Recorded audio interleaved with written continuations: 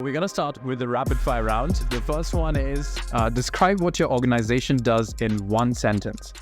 We modernize businesses and brands with design and technology. How long does it take you to get ready in the mornings? As long as I have. Most valuable skill you've learned in life? Building narratives, telling stories out of lots of different things. How many speakers can you name at this conference? 6. Name them. Shit, I probably was lying. Tiff Rolfe and Tom Morton, James Vincent, Kit Krugman, Rosemary Ryan. Okay, that's good enough. That's good enough. In one sentence, describe one problem that your organization is facing. How to maintain an amazing culture in a remote world. Okay. How do you relax? Take a deep breath. A habit of yours that you hate. I'm not very good at working the room, so why I'm at Web Summit is kind of questionable. Work from home or work from office? Both. Most embarrassing moment of your life? I did a lot of TV quiz shows when I'm younger, so there's a lot of footage of me with very different hair out there. I did a lot of random TV shows too. Who knew that about us? How many hours of sleep can you survive on? Over a month or just a day? A day, yeah. Maybe 3, 4. Okay. Your favorite app? Until last week, it was Twitter. Mm-hmm. Biggest mistake of your career? Not owning more of my ideas. Okay. First movie that comes to your mind when I say the word technology? 2001. Okay. How many cups of coffee do you drink in a day? No coffee, only tea. Favorite Netflix show? The Crown, because it's a documentary. Okay. All right. So to the longer questions, which we don't know who to begin with, but still, you've talked about the fever economy. So can you elaborate on what is that and how is it impacting our industry? So the fever economy is what's happening in the economy right now, where patches of the economy are very hot, like the job market, and patches are very cold, like consumer confidence and the ability to borrow money. And really, it's the discomfort of this economy that you're experiencing simultaneously hot and cold, feels like fever. And that's why this current economic moment is different from previous recessions and feels difficult to us. Why? So would you like to add something to that? Yes. I was just going to say, were we inspired by COVID from fever as well to get to that term? No. And how long do you think this upcoming recession is going to last? I don't want to make predictions about how long a recession will last. What we do know is we're going into a very different moment for consumers. There's going to be a brief and hard period where people have to think about money, have to think about prices, and have to think about how they live their best lives and achieve the goals they have when they have less. And that's really going to be the job of brands during this difficult period, is how do you help people who want to do good things do them for less and design the way through that. And what would be one of the strategies you would suggest for that? I would really look at how your user experience can boost customer confidence.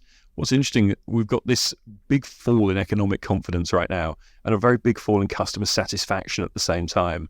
And the truth is, most of the things that drive customer satisfaction are all about confidence. How easy was this product to master? Am I doing great things with things I own? Am I putting my money in the right places?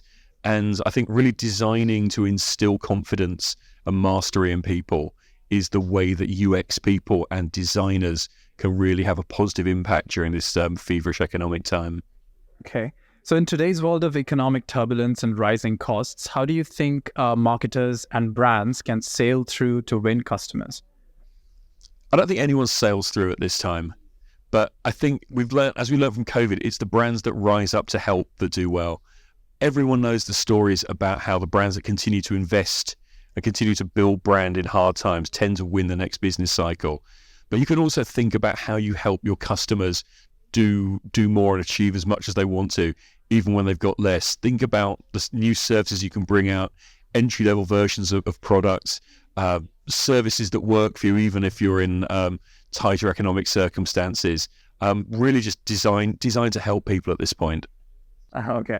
So why do you think that digital brand strategy should align with user experience? Well, I mean, brands need to be connected with people across the whole journey. We can't look at things in silos anymore. That's how you build relationships with customers over time. You have to start to connect with them, at all different points and follow them through that journey and lead them into a longer term relationship. So what would be a good way to for companies to get to know whether the user is having a good experience or not? Well, I mean, is a continued purchase part of that? Are they advocating for your brand in social? Are they sharing about what your brand's doing with others? If there's kind of an ongoing feedback loop with your customers, you're building that relationship and it becomes a reciprocal kind of value. Okay. Do you think that it is important to push the limits of traditional marketing laws for brands to grow? Yes. I think it's very important. You can't just focus on, what's happening on this day and this moment. Brands always need to be looking ahead, defining what their brand means beyond, today, where they're going, what business are they really in besides just the product that they're selling today. And we've seen brands that haven't done that go away. Could you give an example recently of a brand that you've encountered that has managed to do this quite well? It's interesting. There's so many brands in my mind right now that aren't doing it so well. We see some technology brands that are kind of floundering at that. So maybe you can talk about that instead if you like. I think one brand that's navigating the space very well is American Express. They have the phrase they use internally, which is the backing to thrive. Really, it's about helping people live their best lives. And I think they understand that, yes, they're in the card and the payment business, but really they're in the business of helping people live their best lives. When you see them helping people go to concerts, have amazing times at festivals, get money to set up businesses, they really know how to help people live their best life. Okay. Mm-hmm. And did you want to talk about any of the brands that have not managed to do this so well? Not really. What are your thoughts on Elon Musk's purchase of Twitter and how things will change going forward?